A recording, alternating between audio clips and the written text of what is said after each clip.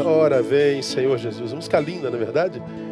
E louvamos a Deus por sua promessa de vinda e pelo fato de podermos esperá-lo, com certeza ele virá. Irmãos, eu queria levá-los hoje a uma reflexão rápida. Êxodo capítulo 33.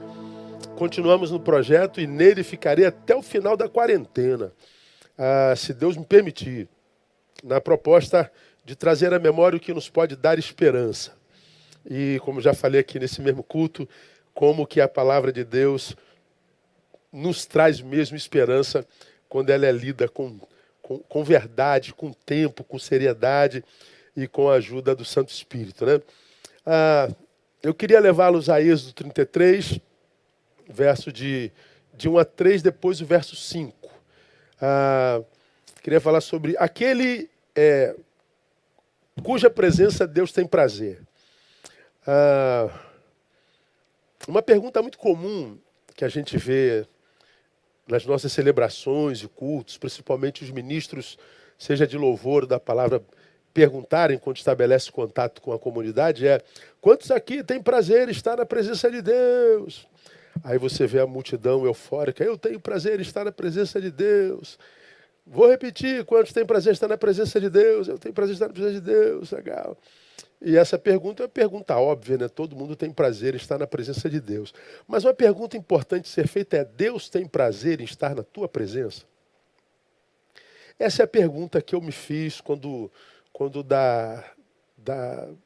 do recebimento dessa revelação aqui. Eu tenho muito prazer em estar na presença de Deus. Agora, será que Deus tem prazer em estar na minha presença? Será que Deus tem prazer em estar na tua presença? Vamos imaginar que Deus estivesse passeando aqui pela nossa rua, na tua rua, e Deus fosse escolher a casa de alguém muito querido, uma casa abençoada, uma vida na qual de fato Ele tenha prazer. Ele escolheria a tua casa, Ele escolheria a tua vida. Tem Deus prazer em estar na tua presença? Bom, é mais ou menos sobre isso que a gente vai falar, tirando o Êxodo capítulo 33 como exemplo. E Êxodo 33, de 1 a 3, diz assim: disse mais o Senhor a Moisés: vai, sobe daqui, tu e o povo que fizeste subir da terra do Egito para a terra a respeito da qual jurei a Abraão, a Isaque e a Jacó, dizendo: a tua descendência a darei. Enviarei um anjo adiante de ti, e lançarei fora os cananeus, os amorreus, os heteus, e os perizeus, e os heveus, e os jebuseus, para uma terra que mana leite e mel. Porque eu não subirei no meio de ti, porquanto és povo de cerviz dura, para que não te consuma eu no caminho. Essa palavra do Senhor é muito forte, não é assim? Dura, palavra dura. Êxodo capítulo 33, Deus tira o povo lá do cativeiro, atravessa com o povo, e quando manda atravessar para Canaã, ele diz assim: vai, leva teu povo, e toma posse daquela terra que eu jurei a teus pais, Abraão, Isaque e Jacó. Prometi, eu cumpro. Tome posse lá de Canaã. Quando você chega lá com o meu povo, você vai perceber que lá estão os cananeus, os amorreus, os heteus, os perizeus, os heveus e os jebuseus. Mas não se espante, eu mesmo os tirarei de lá. E mesmo que sejam muitos, muitos sairão, todos sairão. E vocês vão tomar posse da terra prometida que mana leite e mel. Tem uma coisa, Moisés, eu só não vou com vocês. Eu vou mandar um anjo. E por que Deus mandaria o anjo? Porque o povo no trajeto se afastou muito dele, se deformou demais. Nós conhecemos essa história dos que saíram do Egito, todos eles morreram no trajeto. Um trajeto que poderia ser de 3, 4 meses, se transformou num trajeto de 40 anos. Porque o povo foi tão desobediente, se desconfigurou de tal forma, foi tomada por uma ingratidão tão profunda, que aquele povo que nasceu no deserto era um povo que já não conhecia o Senhor. E Deus diz, esse povo se tornou um povo de dura cerviz, de cara dura, cara de pau, coração de pedra. E eu não vou caminhar no meio desse povo, porque se eu caminhar no meio de um povo com esse caráter, diz o texto, eu vou consumi-los no caminho. Então, para eu não consumir esse povo, cara de pau, cerviz dura no caminho, eu vou mandar um anjo. Então, vai e toma posse da promessa, porque promessa feita é promessa cumprida. Ou seja, o que Deus prometeu a Abraão, Isaque e Jacó, e cumpriu através de Moisés, de tirar do Egito e levar para Canaã, vai ser cumprida e foi.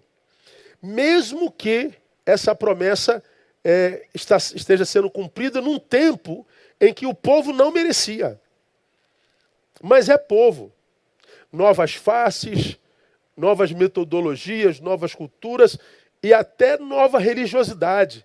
Mas Deus está dizendo, é o mesmo povo. É um povo diferente. Embora mesmo povo, é o mesmo povo, embora diferente. Mas como a promessa foi feita ao povo, independente da qualidade de vida desse povo, eu cumpro essa promessa. Mas por amor, eu não vou junto. Porque eu vou esmagá-los no caminho. O meu anjo vai levar vocês.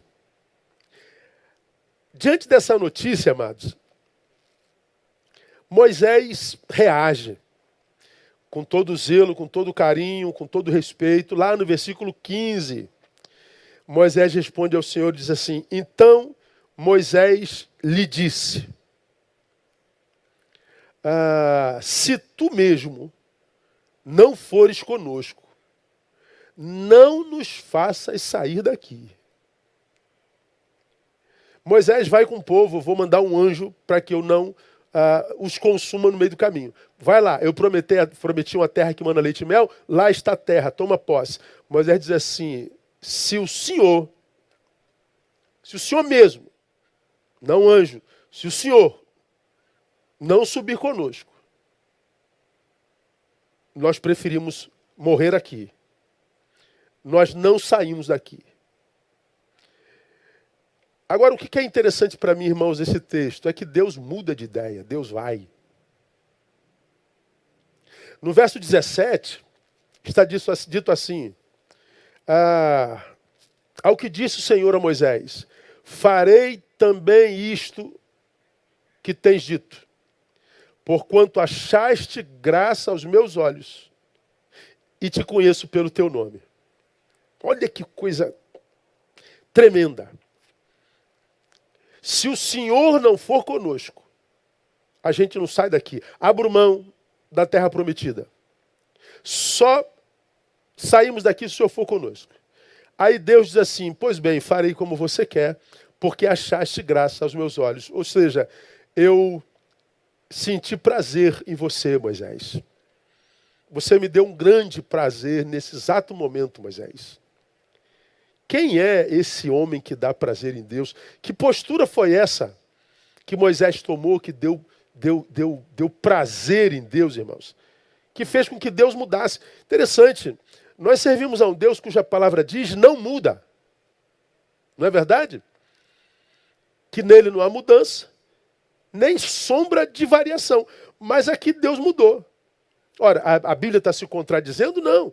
Significa dizer que esse já era o projeto de Deus, esse já era o plano de Deus. Sempre foi plano de Deus tirar o povo daqui e ir com ele até lá e continuar sendo Deus desse povo para todo sempre. Sempre foi projeto de Deus. Então, quando Deus diz, farei como você quer, o que eu entendo é que ele precisava de uma postura de Moisés para que ele voltasse ao projeto original, para que ele não mudasse o projeto original, para que o que ele havia planejado para o povo se cumprisse.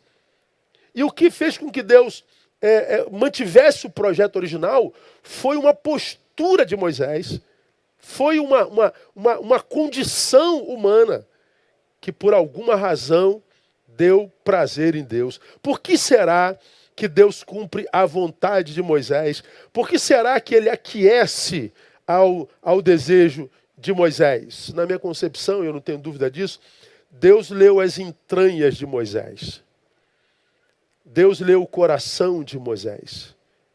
Ele lê o âmago da alma de Moisés e descobre nele um homem no qual ele tem prazer. E eu olho para Moisés e eu vejo um perfil daquele homem que dá prazer a Deus. Porque eu comecei essa palavra fazendo uma pergunta a você. Diante do que você é hoje, você acredita que Deus tem prazer em você?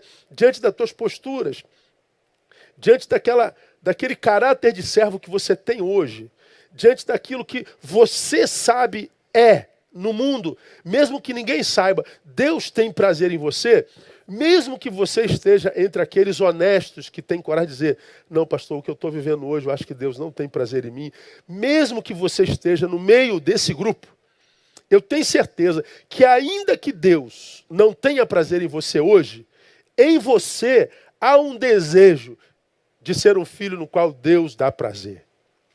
Eu tenho certeza disso. Eu acho que todo nascido de novo, mesmo que ele esteja em pecado e longe do projeto de Deus, em todo nascido de novo, existe esse desejo, poxa, eu queria ser aquele filho amado em quem ele tem prazer.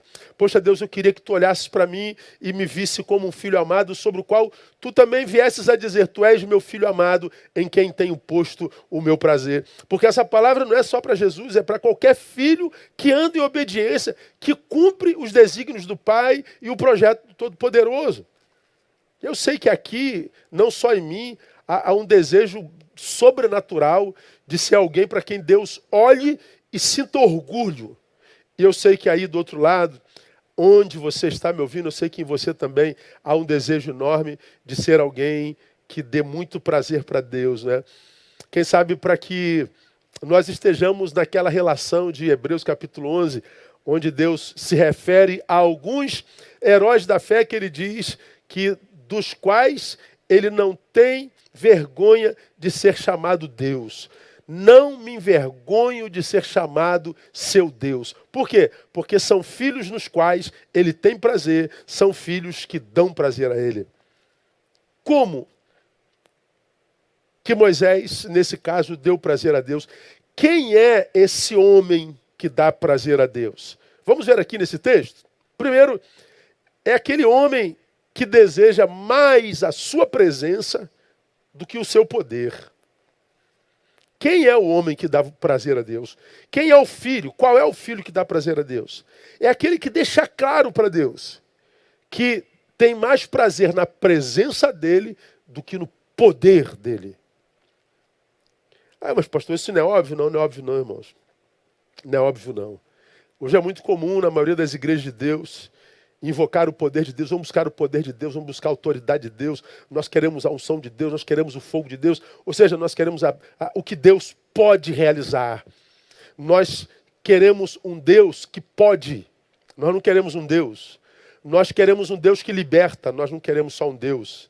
Nós queremos um Deus que quebra cadeias, nós não queremos só um Deus. Nós queremos um Deus que despedaça os ferrões de ferro, nós não queremos só um Deus. Nós queremos um Deus de batalha, que peleje as nossas guerras, nós não queremos só um Deus. Nós não queremos a sua presença, nós queremos o Shalom, o da paz, nós queremos o Tsebaô, o da guerra, nós queremos o Rafá, o que cura, nós queremos o Mikadiskim, nós queremos o Deus que tem adjetivos. Nós não queremos a sua presença, nós queremos os seus adjetivos. E Deus sabe quando é que nós o buscamos assim. Moisés deixa claro nesse texto que o que ele anseia é a presença de Deus. Deus está dizendo, vocês vão tomar posse da promessa. E eu vou mandar um anjo meu. O anjo representa o poder de Deus para guiar. O poder de Deus para abrir caminhos. O poder de Deus para proteger. O anjo representa o poder de Deus para botar os heteus para fora da terra, os heveus, os jebuseus, os perizeus. O anjo de Deus é aquele que é limpando o caminho, que é abrindo o caminho, que é manifestando o poder de Deus. O anjo de Deus é aquele que ia possibilitar a posse da bênção, a posse da terra. Quando Deus disse que não ia, não estava dizendo que abandonaria. Não. Tudo que eu prometi chegará até aí, até você. Estou abandonando vocês não. Estou mandando um anjo poderoso. Ele não disse que abandonaria. Seu poder permaneceria representado inequivocamente pela presença do anjo. Mas aí levanta Moisés e diz: eu não quero saber de anjo, com todo respeito, pai. Eu não estou interessado no teu poder. E quando ele rejeita o anjo, ele não menospreza o anjo. Ele revela a imprescindibilidade de Deus. Deus, eu não quero o teu poder. Eu não quero anjo que abra caminho. Eu não quero anjo que limpe a terra. Eu não quero anjo que me proteja. Eu não quero anjo para nada. Eu quero a tua presença. Se o Senhor não for conosco, eu prefiro ficar aqui no cativeiro. É melhor o cativeiro na tua presença do que a liberdade longe do Senhor. Nós não estamos interessados na tua promessa. Nós estamos interessados naquele que prometeu. Nós estamos interessados na tua presença. E olha, irmãos, que quando Moisés libera o anjo, ele está liberando a necessidade do poder. E eu vou te dizer, irmão, eu não sei se há na Bíblia alguém que conheceu o poder de Deus tão de perto como Moisés. Moisés é escolhido por Deus para tirar o povo lá do cativeiro. Ele transforma a vara em cobra. Ele libera uma praga, 2 pragas, 3 pragas, 5 pragas, 10 pragas, de forma fenomenológica, miraculosa, sobrenatural, nunca antes vista na história dos homens. Ele evoca a Deus e Deus manda um redemoinho de fogo. Ele evoca a Deus e de dia o redemoinho acabava, vinha uma nuvem que cobria por causa do sol. Ele é aquele camarada que coloca o cajado no chão e o mar abre. Ele toca na rocha e a água jorra. Ele clama ao Senhor, o maná brota da terra, as codornizes voam no deserto. Ele sobe na montanha, traz as tábuas da lei. Esse homem conheceu o poder de Deus, acho que como ninguém na Bíblia Sagrada, mas ainda assim ele diz: o seu poder é incomensurável, mas eu não estou interessado no seu poder, eu quero a tua presença. Moisés experimentou o poder de Deus como ninguém, mas ele não se corrompeu pelo poder que experimentou, nem pelas vitórias passadas, advindas do uso desse poder. Moisés confrontou Faraó, que era Deus para aquele tempo. E ele prevalece contra Faraó, ele prevalece contra o exército de Faraó, mas a despeito das bênçãos, da fama, da glória advinda desse poder, ele está dizendo: Deus, eu abro mão de tudo isso por tua presença. A tua presença é a minha maior ambição. Dá para entender porque Deus faz o desejo do coração de Moisés? Quando a gente está diante da enfermidade, a gente quer mais a cura ou a presença de Deus? Diante do perigo, a gente quer mais o livramento ou a presença de Deus? Quando a gente está impossibilitado de ir, a gente fica ansioso pela possibilidade de ir ou da presença de Deus nessa impossibilidade? Quando eu não sei o que fazer, eu desejo mais a sabedoria ou a presença de Deus na ignorância? Vamos ser honestos, irmãos? Muitas vezes nós oramos e não temos experiências na oração, porque muitas vezes nas nossas orações a gente desrespeita a inteligência de Deus. A gente usa palavras bonitas, rebuscadas, palavras que a gente nem usa no dia a dia, no cotidiano. Mas a gente produz algumas palavras bonitas que impressiona quem nos ouve e impressiona até a gente, né? Como você já me ouviu falar aqui, a gente se ajoelha no meio da congregação e ora com aquelas palavras rebuscadas como Augusto Deus Jeová. Ninguém fala Augusto Deus Jeová. Ajoelhados a gente diz genuflexo na sua imarcessível presença. Genuflexo nada. Ninguém usa essa palavra, imarcessível. A gente acha que engana Deus com as nossas lágrimas.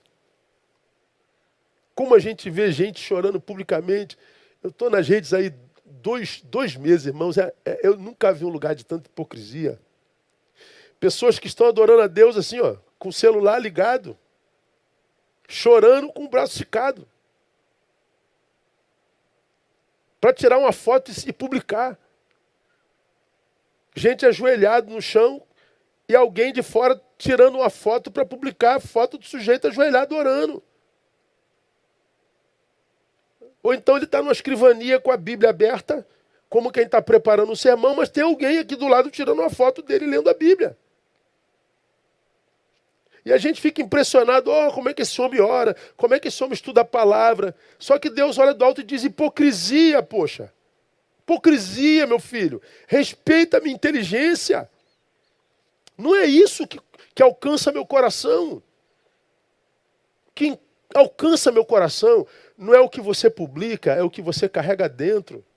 Deus ouviu Moisés porque ele olhou no coração de Moisés e percebeu que a sua presença era mais desejada do que Canaã.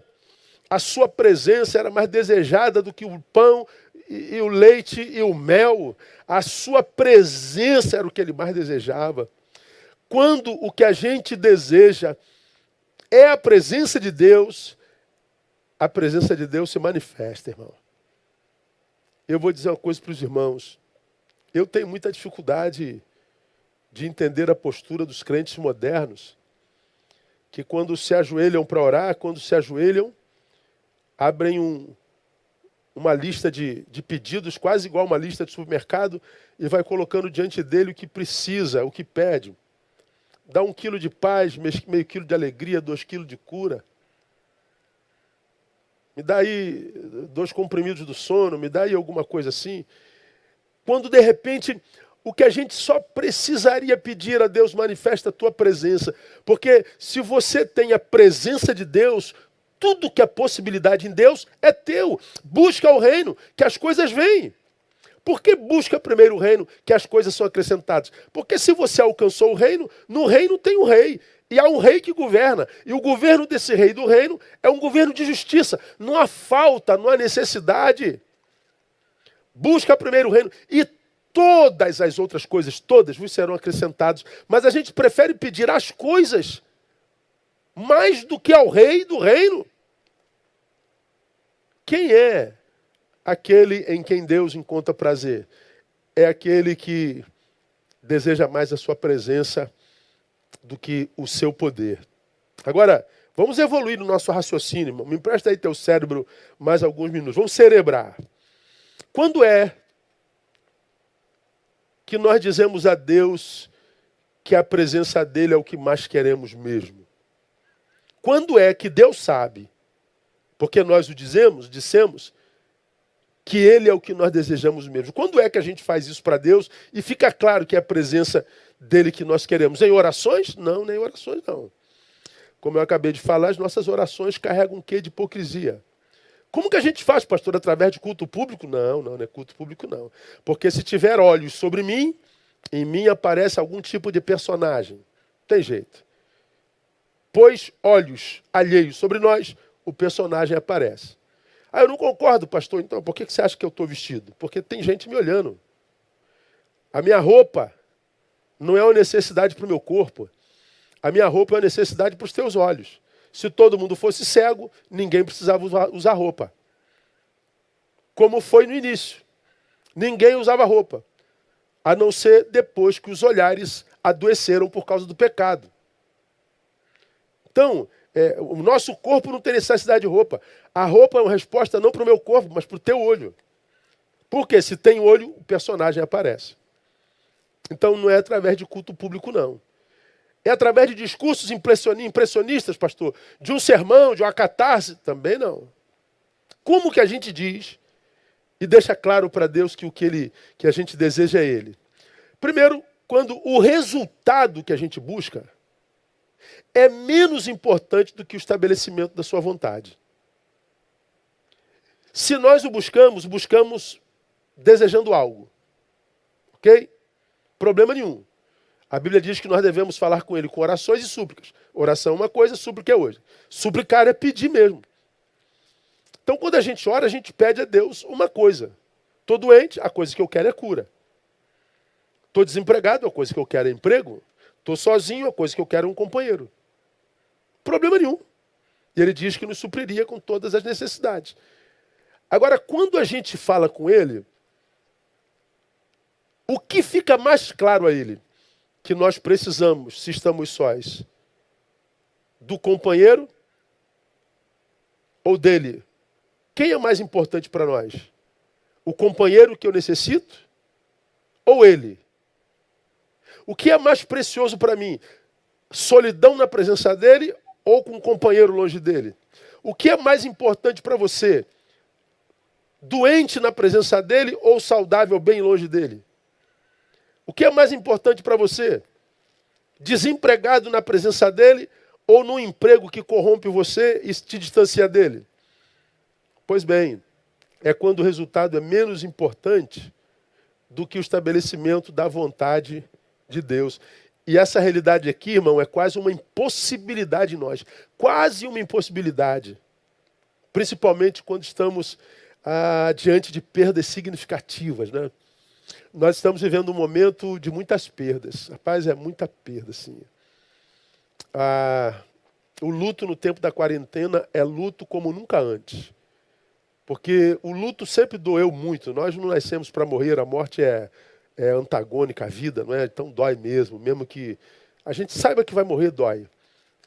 Mas hoje está doendo mais porque dói e a gente não pode se despedir. Aí é possível que, perdendo alguém, os meus desejos mudem. O que eu sinto por Deus mude. Por quê? Porque se a coisa que eu amava foi embora, é como se Deus não servisse para mais nada.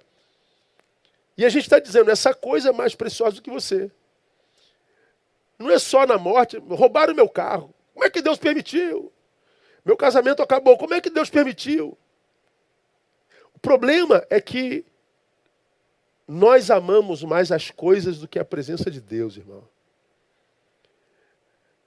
E quando isso acontece, quando a calamidade chega, quando a adversidade chega, quando a coisa vai embora, nós perguntamos quase sempre a Deus, como que um Deus bom pode ter permitido isso? Onde estava Deus quando essa coisa foi embora? E aí nós colocamos, quase que uma faca no pescoço de Deus, usando aqui uma analogia, como quem diz, ou o Senhor me dá isso de volta, ou eu apostato. Ou o Senhor me traz isso de volta, ou eu não te adoro mais. Ou o Senhor justifique essa calamidade, ou eu me revolto contra ti. Não é assim mesmo que a gente faz? Aí a gente tem aí o número enorme de ex-cristãos que, magoados com Deus, foram embora e acham que o problema está em Deus. Não está em Deus não, amada. É porque a presença de Deus nunca foi importante, provavelmente para você. É porque a presença de Deus nunca foi o que você mais desejou na vida. Não é o caso de Moisés. Moisés, com a sua postura, está dizendo, a terra prometida, Senhor, é o nosso sonho por várias gerações, desde Abraão, Isaac e Jacó. A terra prometida é aquilo que nos mantinha vivo. Mas sem a sua presença, nós preferimos perdê-la. Preferimos o cativeiro na tua presença do que a terra prometida longe de ti. E não há quem, desejando a presença de Deus dessa forma, que fique longe da sua presença. Que essa noite a gente faça uma reflexão sobre nossos verdadeiros desejos. Mas tem uma segunda marca daquele homem em quem Deus tem prazer. Não é só aquele que deseja a sua presença mais do que o seu poder. É aquele que deseja mais a sua presença do que as suas bênçãos. Está quase implícita uma coisa na outra, né? Mas dá para melhorar um pouquinho. A terra era a terra que manava leite e mel. Leite e mel na palavra simbolizam qualidade de vida. Simbolizam sabor, fartura, saúde, prosperidade, posse. Leite e mel simboliza tudo que há de melhor no planeta. Tudo em oposição àquela qualidade de vida que eles viveram nos últimos 430 anos. Onde eles não tinham nem pão, nem leite, nem mel. O que eles tinham era trabalho e enfado. Portanto, pense bem, quando Moisés unilateralmente diz assim: Deus, eu prefiro ficar no cativeiro na tua presença do que longe da terra que mana leite e mel sem a tua presença. Quando ele diz que abre mão de qualquer benesse pela promessa de Deus, ele corre um risco enorme na vida. Ah, mas corre muito risco. Quando Moisés faz a sua afirmação, ele está dizendo que abre mão de qualquer benesse pela certeza da presença de Deus. Duas perguntas vêm para a nossa reflexão. Primeiro, se Deus dissesse para você, ou para mim, que nos tiraria tudo que nós temos a partir de hoje, por exemplo, você ainda continuaria a servir ao Senhor? Se Deus mandasse alguém na tua casa e revelar: na sua casa todos serão tomados pela Covid, você ainda adoraria a Deus se você perdesse toda a sua casa? Se você soubesse que Deus o tomaria uma semana pela Covid, você adoraria a Deus nessa semana?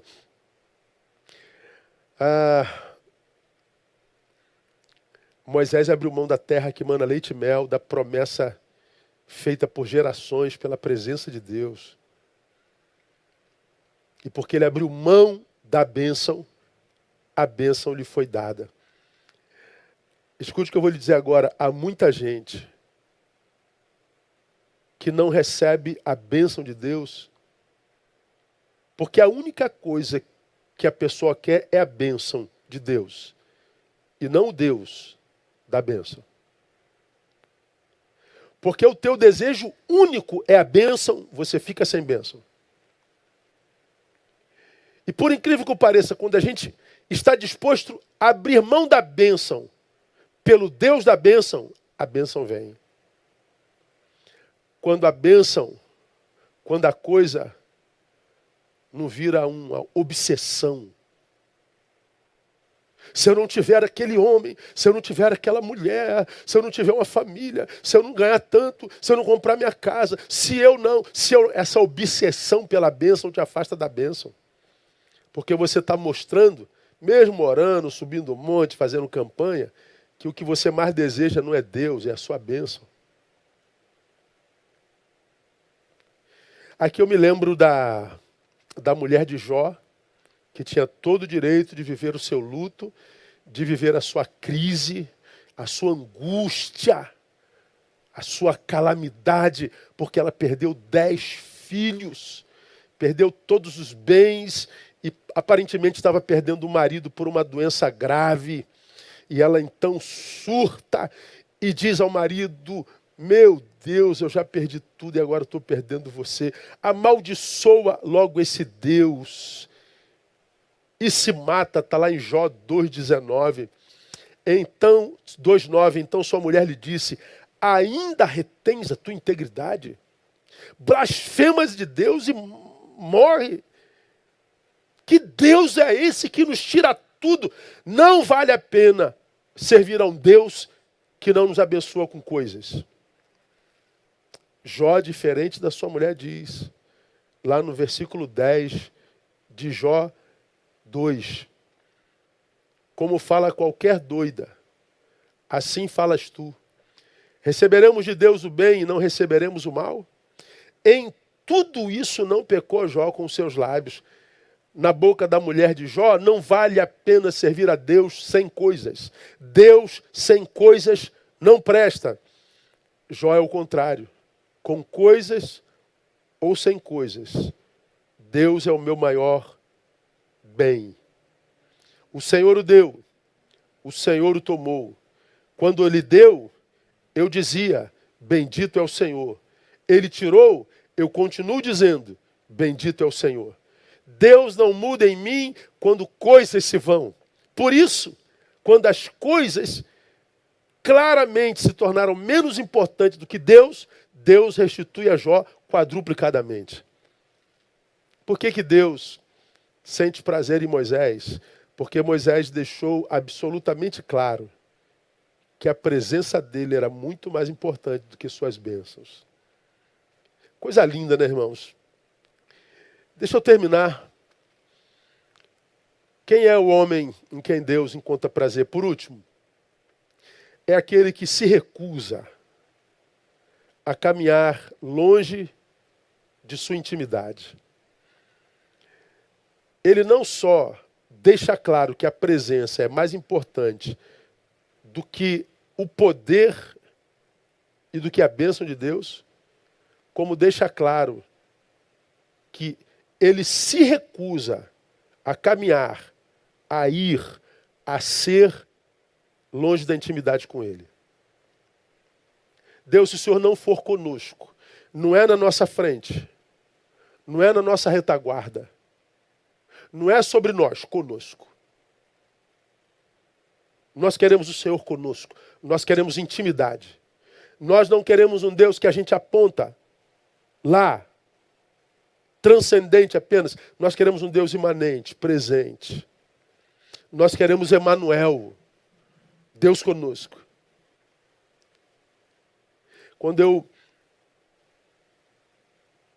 fazia essa palavra, irmãos, quando eu recebi essa palavra,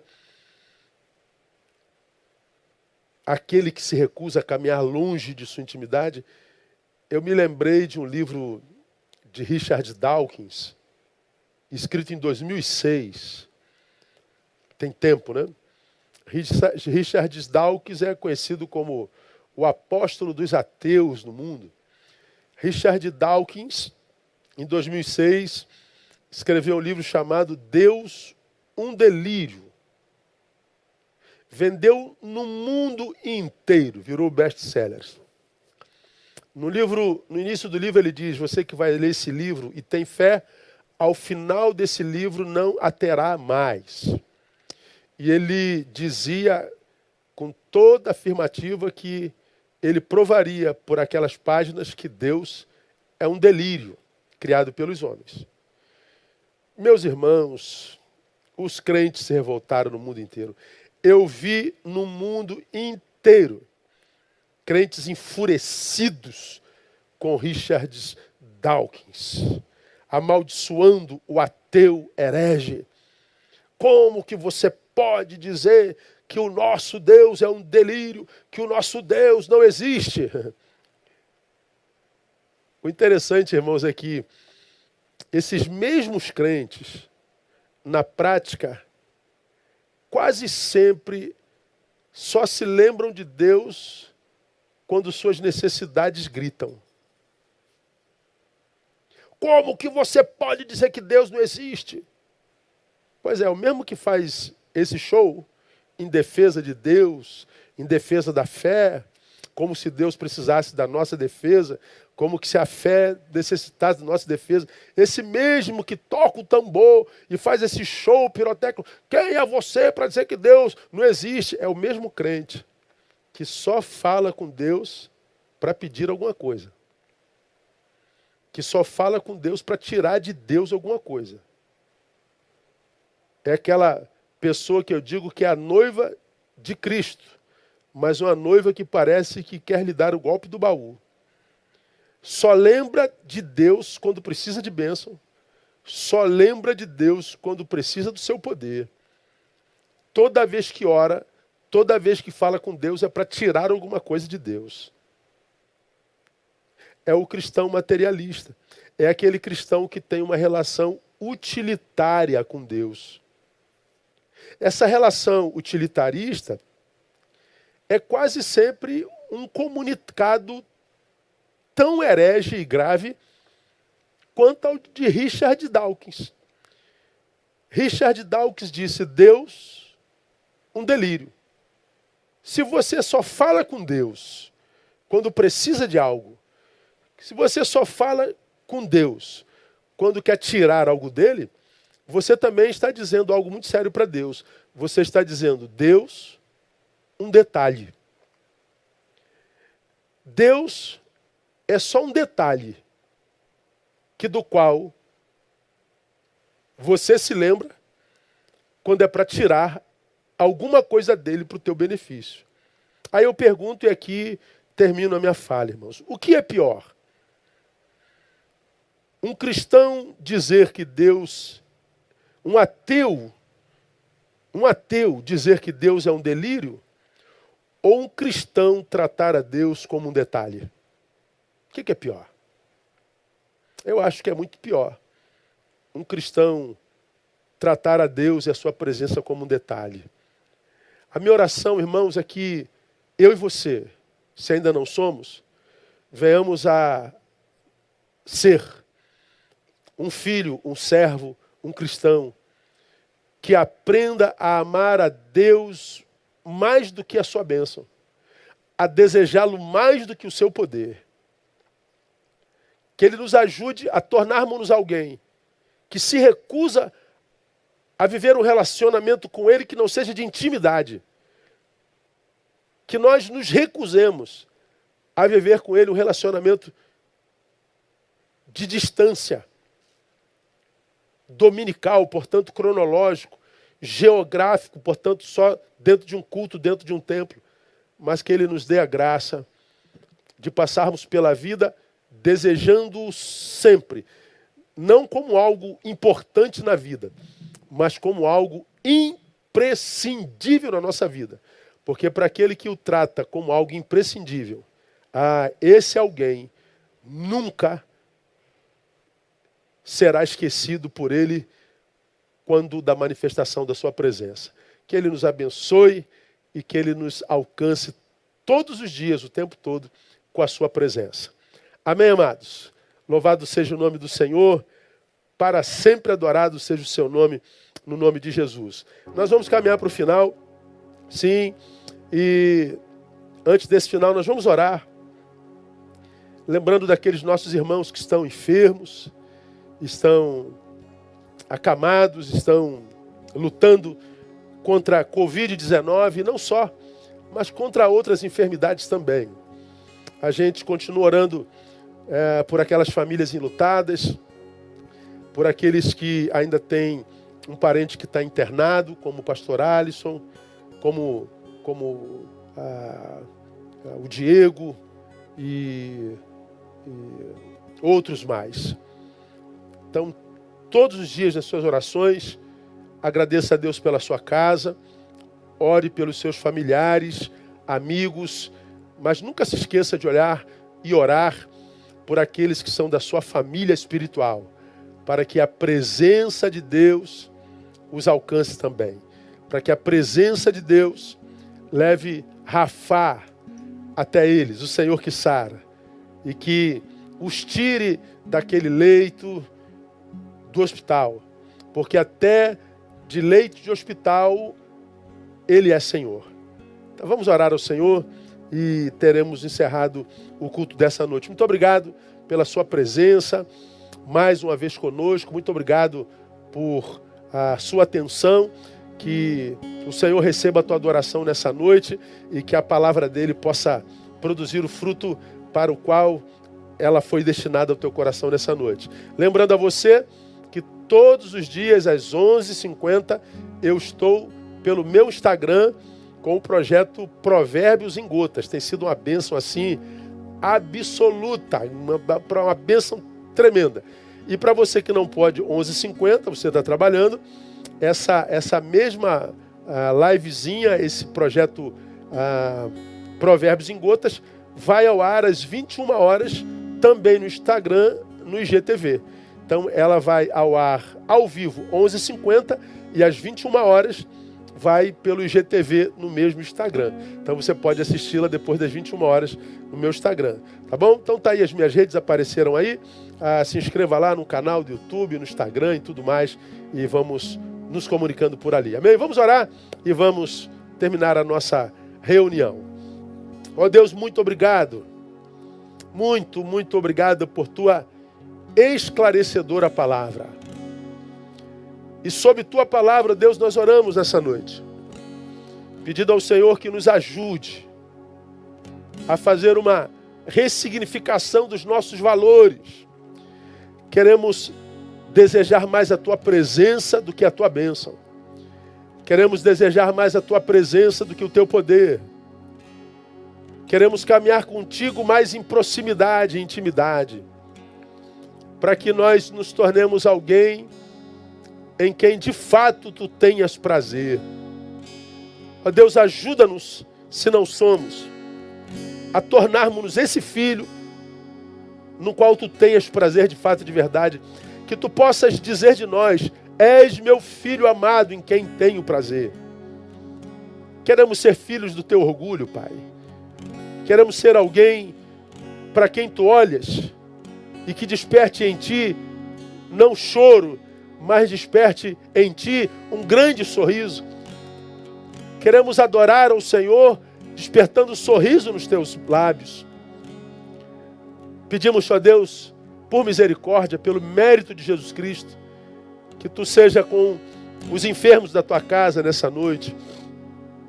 Aquela lista, Deus, que nós temos colocado diante do Senhor todo dia, que tu possas visitá-los no seu leito, que tu possas, ó Deus, colocar a pontinha do teu dedo naquele pulmão, naquela enfermidade, e limpá-lo totalmente, repreendendo esse vírus maldito, Deus, que tem roubado amados de tantas famílias, que tem gerado medo no coração de tantos amados teus, que tem paralisado o mundo, gerando uma crise que certamente vai gerar muito desemprego, violência e morte. Ó Deus, tem misericórdia da tua criação, repreende esse vírus no nome de Jesus, ou revela, ó Deus, a um cientista em algum canto desse planeta a solução para essa enfermidade. Abrevia esse tempo, glorifica o teu nome, Pai. Produza o fruto necessário naqueles que estamos dentro, trancados, e na tua criação, que está passando por uma desintoxicação da raça humana. Sara a terra e sara os humanos. Promove reconciliação e glorifica o teu nome. Muito obrigado por tua bondade sobre nós, teu cuidado, tua misericórdia. Muito obrigado por tua provisão.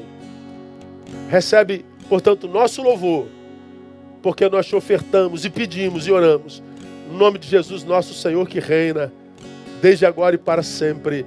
Amém